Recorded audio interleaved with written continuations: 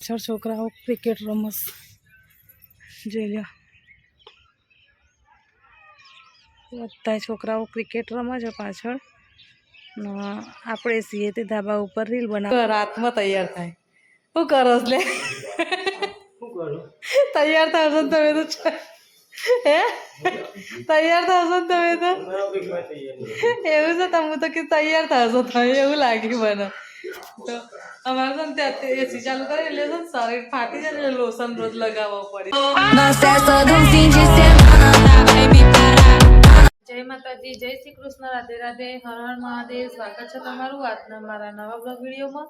તો કેમ છો બધા? મજામાં? હું આશા રાખું તમે બધા મજામાં જ હશો.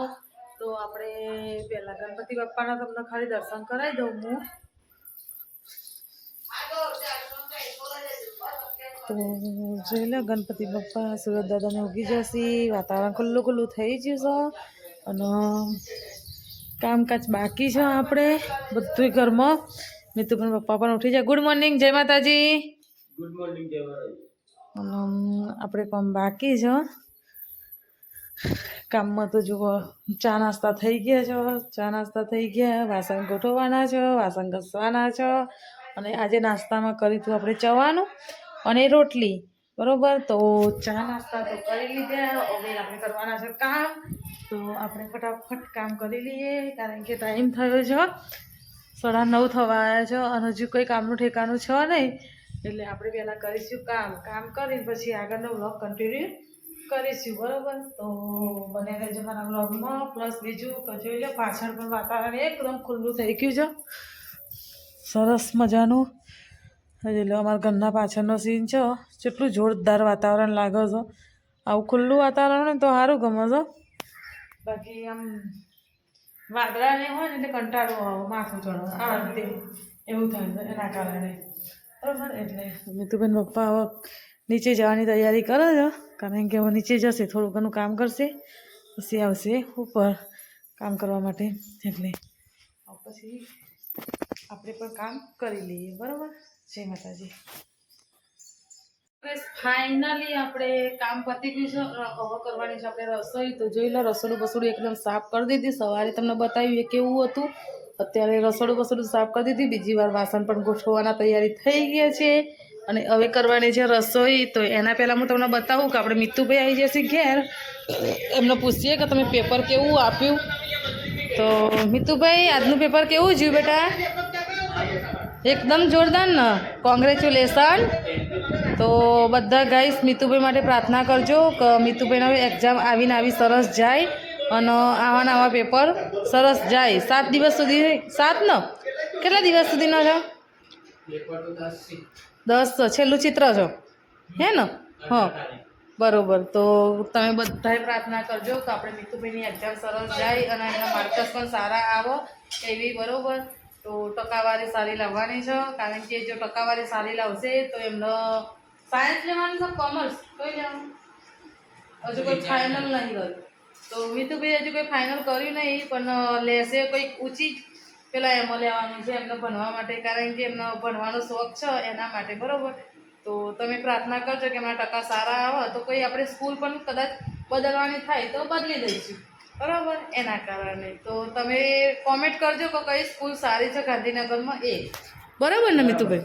હા, એટલે તમે કોમેન્ટ કરવાનું ભૂલતા નહીં કે કઈ સ્કૂલ સારી છે. મિતુભાઈને કરવાનું છે 10મું હવે અને હવે આવશે 10મામાં મિતુભાઈ. બરાબર, એના માટે. તો અત્યારે તો એટલે આવીને આપણે ખીચડી વઘારી થોડીક એમના માટે નાસ્તા માટે, એટલે ખીચડી ખાવા બેસી જશે. તો ચલો હવે આપણે કરીએ રસોઈ. તો ગાઈસ આપણે જમવાનું થઈ જશે અને હવે જમવાનું કાઢ્યું છે બધું. જો મિતુભાઈ બેસી જશે જમવા માટે. મિતુભાઈ પપ્પા આવ્યા છે ઘેર, તો એ પણ જમવા બેસશે. તો લેડો હવે આપણે જમી લઈએ. કે જમવામાં શું બનાવ્યું છે એ હું તમને બતાવું. તો જોઈ લો જમવાનું આપણે કાઢીએ છીએ. તો આમાં ભાત છે, પેલું કુકર ખોલો છે બેટા. આ ભાત, એમાં દાળ છે અને આ પાપડ. બરાબર, જો આ દાળ છે. તો લેડો આપણે જમી લઈએ. જમીને મિત્રાજ ક્યાં છે? લેડો જમવા માટે. તો મિતુભાઈ પપ્પાએ આવી જશે જમવા માટે. લેડો બેસી જાઓ જમવા. લેડો તો હવે આપણે જમી લઈએ. ઊભો થઈ ગયો અને ઊભો થયો અને જો બિન સિઝનનો વરસાદ ચાલુ થઈ ગયો છે તો હું તમને બતાવું. જોઈ લો, આને કહેવાય બિન સિઝનનો વરસાદ જે ચાલુ થઈ ગયો છે ને. અમારા મિતુભાઈ બાઈને બેઠા ને તો એમને ખબર નહીં પડતી કે હું બૂટ લઈ લઉં. બોલો, આવા છે અમારા મિતુભાઈ. જુઓ, પછી ખરેખર આ બૂટ પલળી જાય તો બગડી જાય કે ના બગડી જાય? મને એટલે આવા છે અમારા મિતુભાઈ જે પોતાના બૂટનું એ ધ્યાન આપ્યું નહીં. વરસાદ બાઈને ચાલુ છે ધીમે ધીમે. અને પેલા ભાઈઓ કંઈક વારવા આવ્યા છે, એ બેઠા છે કારણ કે શેડ નીચે ઠંડક લાગે. પેલું વરસાદ છે અને પેલું એ ના થાય, પલળાય નહીં એના માટે.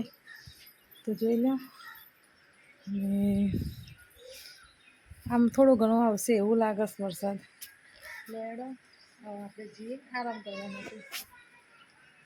મેં શું કરવા આવ્યો છો? આટલું બધું અંધાર છે તો એ કચરો વાળો છો? ચાલ જ ને. ચો આવ્યો? ના ના, તો પપ્પા ચાલ કહેશી વરસાદ વરસાદ કશું નહીં, પણ વરસાદ આવે ને એવું લાગે તો સર. જો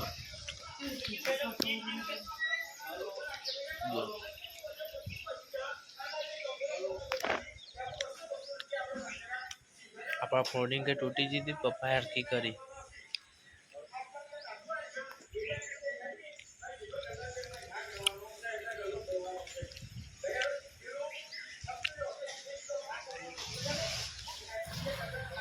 વરસાદ આવે એવું જ લાગે છે હવે. ગાઈસ, આપણે નીચે કામ બામ પતી ગયું. કચરા વાળતો હતો, કચરા બચરા ભરાઈ ગયા. સાંજનું કામ પણ પતી ગયું અને એના પછી હવા આવ્યા છીએ આપણે ધાબા ઉપર એક રીલ બનાવવા માટે. તો રીલ બનાવી દીધી છે પણ એડિટ કરી નહીં, એડિટ કરીશું એટલે આપણે મૂકીશું. તો જો મિતુભાઈ અને ત્યાં પાછળ છોકરાઓ ક્રિકેટ રમસ જોઈ લો. બધા છોકરાઓ ક્રિકેટ રમે છે પાછળ. આપણે છીએ તે ધાબા ઉપર રીલ બનાવવા આવી ગયા છીએ અને વાતાવરણ એકદમ બહુ મસ્ત છે, ખુલ્લું ખુલ્લું. અને મિતુભાઈને રમવા જવું હોય છે પણ જીવ ચાલે નહીં, ચમકે અત્યારે પરીક્ષા ચાલુ છે એના માટે. તો જોઈ લો, વાતાવરણ તો કેટલું જોરદાર લાગે છે, બહુ મસ્ત વાતાવરણ લાગે. જય ચેહરમાં આપણે અહીંથી ઉપર આવીએ ને એટલે ચેહર માતાનું મંદિર તો દેખાય ન દેખાય, ચમકે આપણા ઘરથી એકદમ નજીક છે ને મંદિર, એના કારણે. તો જય ચેહરમાં માતાજી એમને સુખી રાખો અને બધાની ઈચ્છાઓ પૂરી કરો. તો ગાઈસ, આપણે ઉપરથી નીચે આવી ગયા હતા, વિડીયો ઉતારવા ગયા હતા ઉપર. તો એ વિડીયો ઉતારી પછી નીચે આવ્યા. નીચે આવીને રસોઈ કરાવી દીધી છે, તો રસોઈ પણ થઈ ગઈ અને ગેસ પણ સાફ થઈ ગયો, વાસણ ઘસાઈ ગયા છે બધા. અને મમ્મી જમવા બેસી ગયા છે. મિતુભાઈ ત્યાં કંઈક ભણવાની તૈયારી કરે છે અને મમ્મી જમવા બેસી જશે. મમ્મી કેવું લાગી આજે? પેલું ડુંગળીનું રાયતું કેવા ખુશ હા? દહીંનું રાયતું ખાટું તો થઈ જ જાય હતું, તો ખાટું થઈ જાય એમ કે મમ્મી જો દહીંનું રાયતું બનાવીશ, થોડું ખીચડી અને રોટલી, કારણ કે સબ્જીમાં કોઈ ઠેકવાનું હતું નહીં એના કારણે. પછી આપણે એવો વિચાર કર્યો કે લેડો દહીંનું રાયતું બનાવી દઈએ, એટલે દહીંનું રાયતું બનાવી દીધું છે. હવે બેસીશું આપણે જમવા માટે. તો લેડા ગાઈસ, આપણે જમી લઈએ અને તમે પણ આવો હારે હારે જમવા માટે. મારો વિડીયો ગમે તો લાઈક શેર સબસ્ક્રાઈબ કરવાનું ભૂલતા નહીં. તો ગાઈસ, આપણે જમીને ફ્રી થઈ ગયા છીએ. ફ્રી થઈને હવે આરામ કરવાની તૈયારી કરીએ છીએ. તો જોઈ લો, એસી બેસી ચાલુ કરી દીધી છે અને અમે છે ને તે એસી ચોળી ઉપર રાખીએ છીએ, હોર ઉપર રાખીએ ને તો બરફ થઈ જઈએ છીએ, એવી ઠંડી પડે છે અમારે. એટલે તો મિતુભાઈ પપ્પા જો રાતમાં તૈયાર થાય. શું કરો લે? તૈયાર થશો ને તમે તો? હે તૈયાર થશો ને તમે તો? એવું છે, તમે તો કે તૈયાર થશો તમે એવું લાગ્યું મને. તો અમારે છે ને ત્યાં એસી ચાલુ કરે એટલે છે ને શરીર ફાટી જાય એટલે લોશન રોજ લગાવવું પડે છે. આમ ઠંડી લાગે છે ને આમ તાપ લાગે છે, બરોબર, બે વાતાવરણ ભેગો છે. ખરેખર અત્યારે ગરમી એટલી લાગે ને કે આમ રહેવાય ને એટલી ગરમી લાગે, પણ અમારા નદીમાં પાણી છે ને એના કારણે ઠંડી વધારે લાગે છે, બરોબર.